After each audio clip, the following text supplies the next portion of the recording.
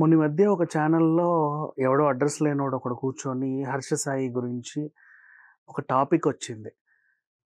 First అంటే కొన్ని allegations pass చేశారు. యాక్చువల్లీ చెప్పాలి అంటే 'హర్ష సాయి' అనే మనిషి జనాలను దోచుకుంటున్నాడు. అతను ఒక పెద్ద ముఠా ఉంది. నోయిడాకు చెందిన ముఠా వర్క్ చేస్తుంది. జనాల దగ్గర డబ్బులు దొబ్బుతున్నాడు, మోసం చేస్తున్నాడు. బెట్టింగ్ యాప్‌లకి ఆయన ప్రచారకర్తగా వ్యవహరించి డబ్బులు వాడుకుంటున్నాడు. ఇంకేంటి హోటల్‌లో ఆయన ఎవరి దగ్గర నుంచో కట్టలుగా డబ్బులు తీసుకోవడం నేను చూశాను. అండ్ అలాగే అది కావాలంటే పలానా డేట్ నేను చెప్తాను. ఆ హోటల్ సీసీటీవీకెళ్ళి మీరే వెతుక్కోవచ్చు. ఇలాంటి అలిగేషన్స్ అన్నీ పాస్ చేశాడు.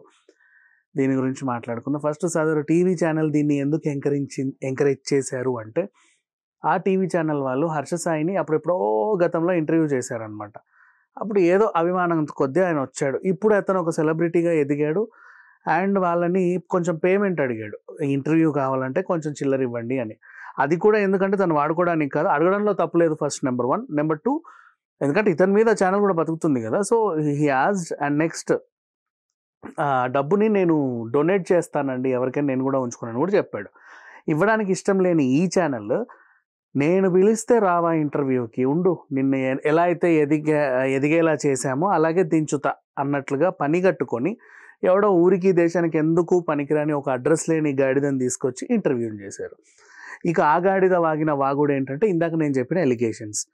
ఇక ఈ అసలు విషయంలోకి వెళ్తే ఫర్ ఎగ్జాంపుల్ ఈ ఎలిగేషన్స్ గురించే మాట్లాడుకుంటే ఏమేం పాస్ చేశాడు. ఇతని వెనకాల నోయిడా ముఠా ఉంది.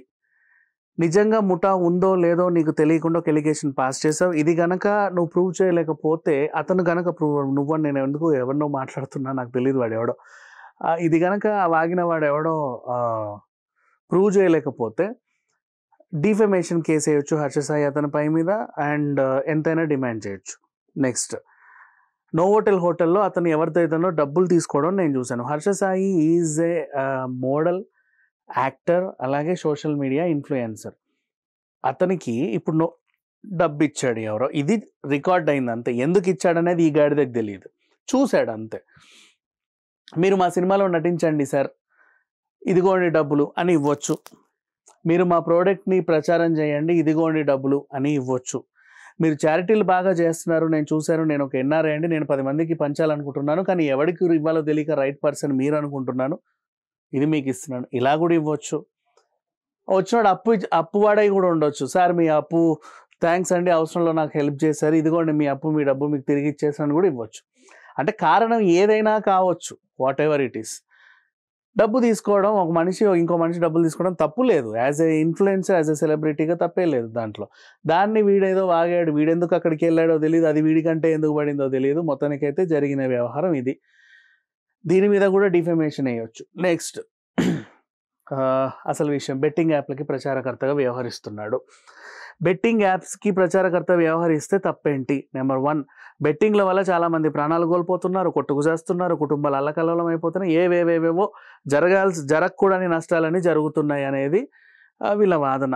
బెట్టింగ్ యాప్ అనేది ఇండియాలో మాత్రమే ఎందుకు బ్యాన్ అంటే, జూదం ఇండియాలో బ్యాన్. నాట్ ఓన్లీ బెట్టింగ్లు, పేకాట కానివ్వండి, అవి రమ్మీ సర్కిల్ ఇలాంటివి అన్నీ కూడా ఆల్మోస్ట్ బెట్టింగ్స్, జూదం కిందికి వచ్చే ప్రతి కేటగిరీకి వచ్చే ప్రతిదీ ఇక్కడ మన బ్యాన్, ఇంక్లూడింగ్ క్యాజినోతో సహా.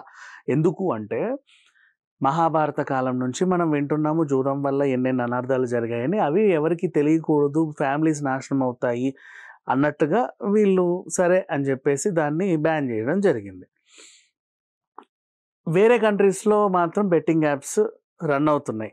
అంటే ఆ కంట్రీస్లో బెట్టింగ్ చేసేవాడు చావట్లేదనా, ఆ కంట్రీస్లో బెట్టింగ్ల వల్ల ప్రాణాలు పోవట్లేదనా, ఆ కంట్రీస్లో బెట్టింగ్స్ వల్ల గొడవలు జరగట్లేదనా, ఆ కంట్రీస్లో బెట్టింగ్ల వల్ల అదేంటిది పిల్లలు పాడవట్లేదనా, ఇవన్నీ ఏం లేదు కదా, పరిగణలోకి. అంటే వాళ్ళు మనుషులే వీళ్ళు మనుషులు, జస్ట్ కంట్రీ డిఫరెన్స్. అంటే ఇండియాకి వస్తేనే బెట్టింగ్ చేస్తే మనం ప్రాణాలు కోల్పోతాం, న్యూయార్క్ వెళ్తే అక్కడ మన ప్రాణాలు ఏం కోల్పోలేం, మన గొడవ ఏం అవ్వదు, ఫ్యామిలీ కూడా చాలా బాగుంటుంది అనేది ఏం లేదు. బెట్టింగే. ఎక్కడ చేసినా ఒకటి గెలవాలంటే ఒకటి ఓడిపోవాలి. ఓడిపోయిన వాడి కష్టాలు ఏదైనా ఉంటే వాడు ఆత్మహత్య చేసుకున్నా, చచ్చినా, ఇంకేమైనా జరగకూడదు జరిగినా సరే ఈ బెట్టింగ్ యాప్ వల్లే బాధ్యులు అని ఇక్కడ పరిగణించినట్లుగా వేరే దేశాల్లో వాళ్ళు తీసుకోవట్లా.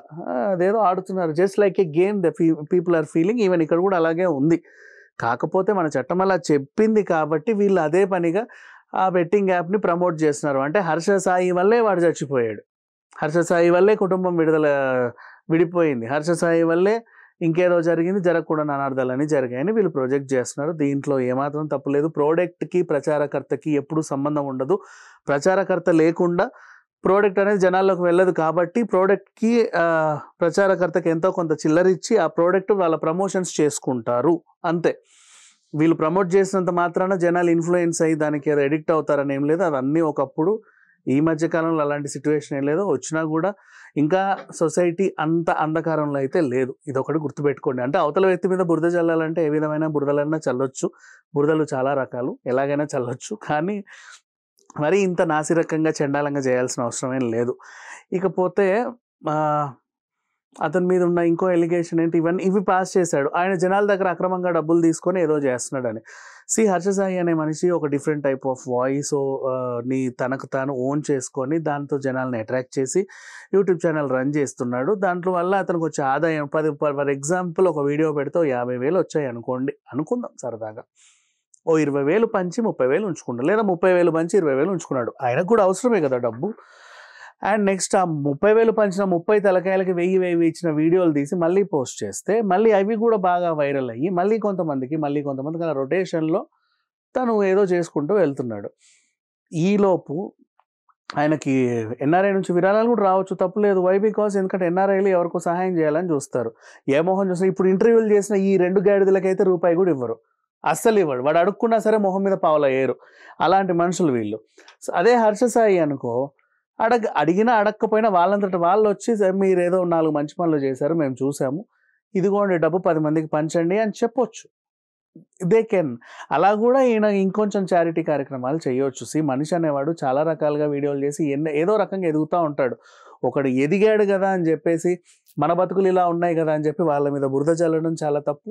వీళ్ళు ఫేమస్ అవ్వడానికి ఇంకో క్యారెక్టర్ని ఎంచుకోవడం ఇంకా పెద్ద తప్పు. సరే పోతే పోనీలే, వీళ్ళకంటే ఎథిక్స్ లేవు, కనీసం చూసే జనాలకైనా ఎథిక్స్ ఉన్నాయి అనుకుందాం. నమ్మకండి వచ్చే పిచ్చి పిచ్చి వార్తలన్నీ కూడా, అవి అంతే. ఎవడేదో వాగాడు అని చెప్పి ప్రతిదీ నమ్మకండి. అండ్ ఇంకోటి, ఈ అబ్బాయి డీసెంట్గానే ఎదిగాడు. అండ్ అలాగే అఫ్ కోర్స్ లావిష్ లైఫ్ అంటే ఎవరికైనా కావాలనిపిస్తుంది. తను కూడా బ్రతుకుతున్నాడు, తప్ప సంపాదిస్తున్నాడు, బ్రతుకుతున్నాడు. అండ్ అలాగే ఇప్పుడు ఒక హీరో సినిమాకి, అది కూడా మన మిత్రా శర్మ దాన్ని ప్రొడ్యూసర్, బిగ్ బాస్ కంటెస్టెంట్, వీళ్ళిద్దరు కలిసి ఒక పాన్ ఇండియా లెవెల్లో ఒక మంచి సినిమా ప్లాన్ చేశారు. అది ఆల్రెడీ ప్రొడక్షన్లో ఉంది. రేపు మాపో ఏదో ఒక రోజు మంచి ముహూర్తం చూసుకొని దాన్ని కూడా విడుదల చేస్తారు. హర్ష సాయి అభిమానులు మాత్రం ఎవడో ఏదో అన్నాడని మీరు దాని గురించి ఆలోచించాల్సిన అవసరం లేదు. అండ్ నెక్స్ట్ ఇంకొక ఎలిగేషన్ కూడా ఉంది. బెట్టింగ్ యాప్స్ వల్ల ఈయనకి 90 లక్షలు ముడితే 60 లక్షలు GST కట్టి మరి 30 లక్షలు 40 లక్షలు అనుభవించాడని చెప్పాడు. ఇక్కడే ఆ వాగినోడు వాడి చెప్పుతో వాడు కొట్టుకోవాలి. రీజన్, డబ్బు వచ్చిన డబ్బుని GST కట్టాము అంటే గవర్నమెంట్ దానికి ఒప్పుకుందనే కదా. అసలు ఎవరికి లేని ఎలిగేషన్ వీళ్ళకెందుకు? సరే, దీని గురించి అసలు డిస్కషన్ కూడా వేస్ట్. ఏదేమైనప్పటికీ ఒక మనిషి మీద ఎవడైనా సరే, నాట్ ఓన్లీ హర్ష సాయి మీద వీడియో కూడా వాగాడని కాదు, ఎవరి మీదైనా సరే ఎవడైనా సరే ఏ రకంగా అయినా సరే వాగుతూ ఉంటే మోస్ట్లీ పట్టించుకోకండి. బేసిక్ ఇప్పుడు నన్నైనా సరే ఎవరి మీద పని కట్టుకుని బురదలు చేస్తే పట్టించుకోవాల్సిన అవసరం లేదు. వై బికాజ్ ఏదో ఇంటెన్షన్గా చేస్తాం. ఇప్పుడు నేనైనా సరే ఈ వీడియో చేయడం ఎందుకు? 4 వ్యూలు వస్తాయి, 4 వ్యూలు వస్తే మాకు రెవెన్యూ వస్తుంది. అలాగే మంచో చెడో మాట్లాడుకుంటాం. జస్ట్ రోజు జరిగే వార్తల గురించి మాట్లాడుకుంటాం. పేపర్లో ఏం జరిగింది, పలానోళ్ళు అరెస్ట్ అయితే ఎందుకు అరెస్ట్ అయ్యారు, పలానో విడుదలైతే ఎందుకు విడుదలయ్యారు, ఇంకేమైంది. అంటే రెగ్యులర్గా వార్తలు వచ్చే దాని గురించి మనం అనాలిసిస్ చేసుకుంటూ మాట్లాడడం వేరు. పని కట్టుకొని ఏదో పనున్నట్టు కూర్చొని ఒకరిని టార్గెట్ చేసి అదే పనిగా పోక్ చేసి వాడు మంచోడు కాదు చెడ్డోడు అని చెప్పడం వేరు. అలాంటి వాళ్ళని పట్టించుకోకండి. Thank you so much.